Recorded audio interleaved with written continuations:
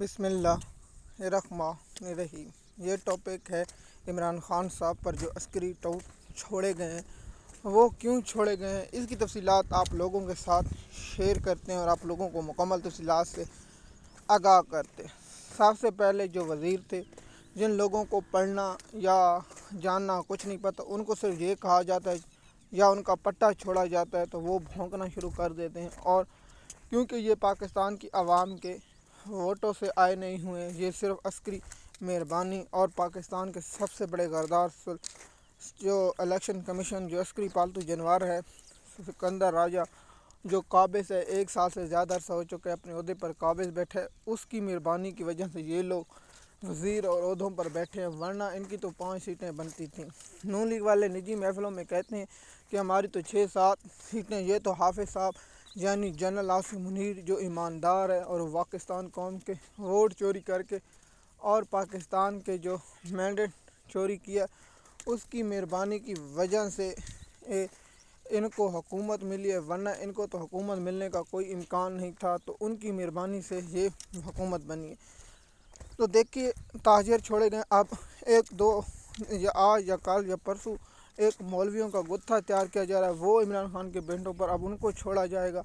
دیکھیے، میں نے ایک آرٹیکل لکھا تھا اپنا اس میں کہ کیسے یہ کردار ادا کرتے ہیں، وہ میں انشاءاللہ کبھی آپ لوگوں کو یہاں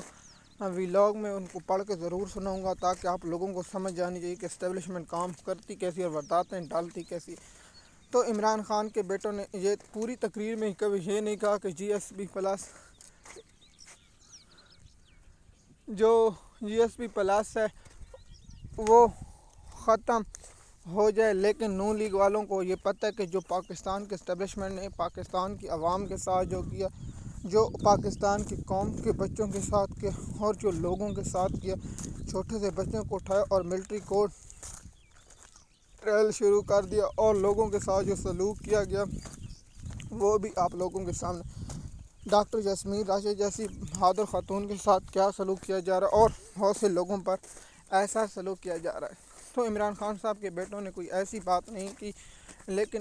اسٹیبلشمنٹ، کیونکہ آپ ان پڑھ ہیں اور لوگوں کو بیوقوف سمجھتے ہیں، کیونکہ اسٹیبلشمنٹ نے پہلے ہی سمجھی تھی کہ جو بات ہم کہتے ہیں وہ سچی ہوتی ہے، لیکن آج کل پاکستان کی قوم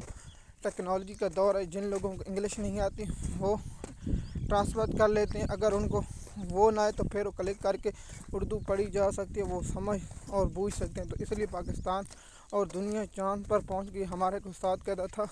کہ وہ اسی جگہ پر پہنچ گئے جو انسان کے نیچے ہوتے ہیں۔ تو اس لیے پاکستان کی عوام ان اسٹیبلشمنٹ کی کالے کرتوتوں میں اب نہیں پھنسنے والی، کیونکہ ان کو پتہ ہے کہ جی ایس پی پلس کے ساتھ جو ہے یورپی جو تجارت منڈیوں تک دیا ہوا ہے۔ تو مجھے یہ بتائیں کہ پاکستان کی پہلی کونسل معیشت کو اربوں اور خربوں کا فائدہ ہو رہا ہے جب سے یہ جنرل عاصم منیر ہے۔ پاکستان کا کوئی ایسا ادارہ نہیں، کوئی خبر نہیں جس سے پاکستان کا منصبت یا ہو، کبھی کبھی قطر سے 1 ارب، کبھی کس سے 1 ارب مانگ کر